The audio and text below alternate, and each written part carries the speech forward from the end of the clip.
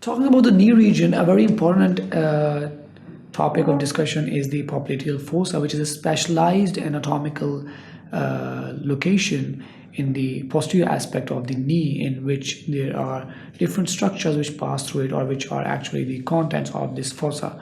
So let's take a look at the contents of this lecture, in which we are going to talk about the popliteal fossa, including the anatomical construction of the popliteal fossa, consisting of the roof, floor, and boundaries of popliteal fossa, as well as the contents of popliteal fossa. So popliteal fossa is located on the posterior aspect, and it is actually a diamond-shaped fossa, as you can see here in this figure on the surface anatomy. Now, as already mentioned, it is an area behind the knee, and it is diamond-shaped fossa, and it contains important structures such as nerves, including tibial and common peroneal, and blood vessels such as popliteal artery and vein.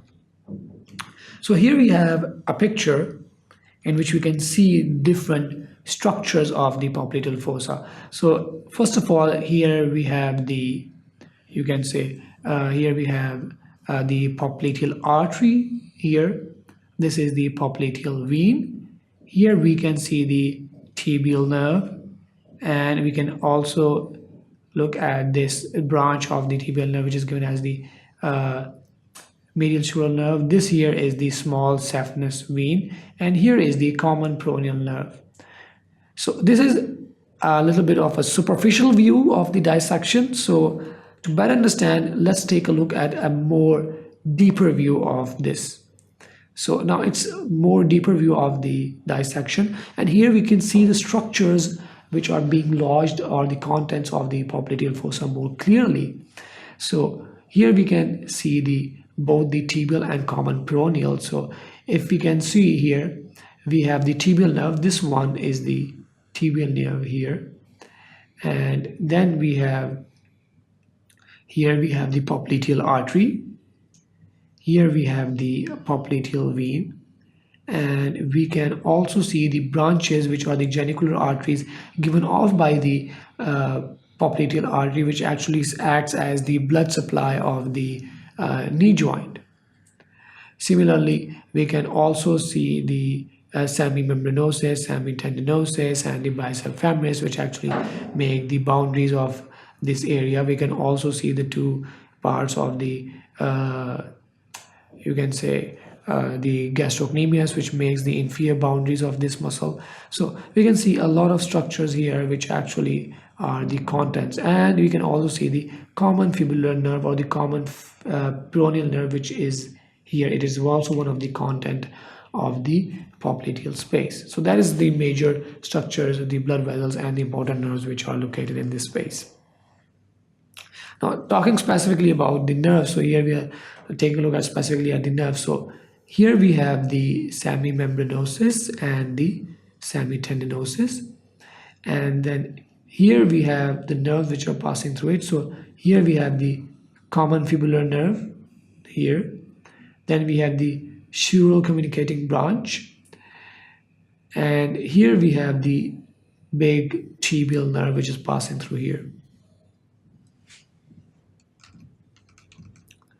Now, it is very important to understand the boundaries of this muscle. So if we remember the muscles that we discussed on the posterior aspect of the knee region, so we had that hamstring group of muscles which consisted of the semitendinosus, semimembranosus, and the bicep femoris with its long and short head.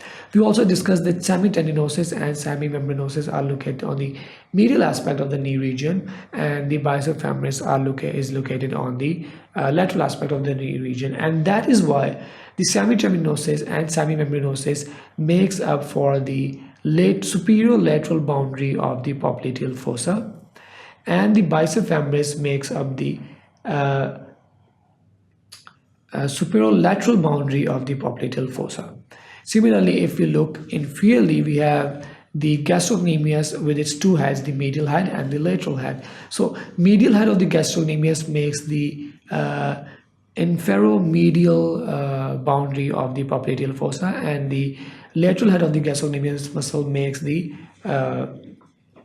infralateral head of the inferolateral boundary of the popliteal fossa, and this diamond-shaped structure which is found beneath these between these muscles is actually the popliteal fossa, and these muscles make the boundary of this. So that is why it was important to know the muscles which are located on the posterior aspect of the knee region before understanding the popliteal space and its boundaries. So let's summarize it once again. So it is bound superiorly on the medial side by the semitendinosus and semimembranosus muscles, which are part of the hamstring group of muscles, and bound superiorly and laterally by the biceps femoris. Similarly, if you talk about the inferior part, so inferior boundaries are the medial head of the gastrocnemius on the medial side and lateral head of the gastrocnemius on the lateral side. Now, we have talked about the boundaries, so there is the roof and the floor as well. So talking about the roof of the popliteal space, so it starts from the skin. So this is the posterior aspect of the knee region where we can see this popliteal space which is present between these four muscles, the two heads of the gastrocnemius, the semitendinosus, the semimembranosus, and the biceps femoris. So here is the biceps femoris, semitendinosus and semimembranosus, and the medial and lateral head of the gastrocnemius, and this here is the popliteal space, and this skin is making the most superficial part of the roof of the popliteal space. So the roof is formed from superficial to deep by the skin, followed by the superficial fascia, and then the deep fascia, or also known as the popliteal fascia. Moving on, talking about the floor of the popliteal fascia, we need to go and look at the deep dissection view of the posterior aspect of the knee region. So here the floor is formed by the popliteal surface of the femur, the capsule of the knee joint and the oblique popliteal ligament, and the strong fascia which is covering the popliteus muscle. Where is the popliteus muscle? This is the popliteus muscle, and the fascia which is actually covering it is known as the floor of the popliteal fascia. Now, what are the contents of the popliteal space? We even discussed and take a look at them in the picture that we saw on the previous slides, but let's take a look at once again. So here we have the tibial nerve. So this is the tibial nerve, which is one of the contents. Then we have the popliteal vein. This here is the popliteal vein, the blue in color. Then we have the popliteal artery. There is the popliteal artery, which also gives its genicular branches to give the blood supply to the knee joint.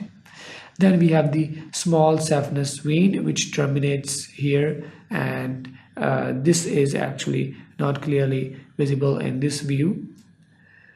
We have the common fibular nerve or the common peroneal nerve here as well, which is located just lateral to the tibial nerve here.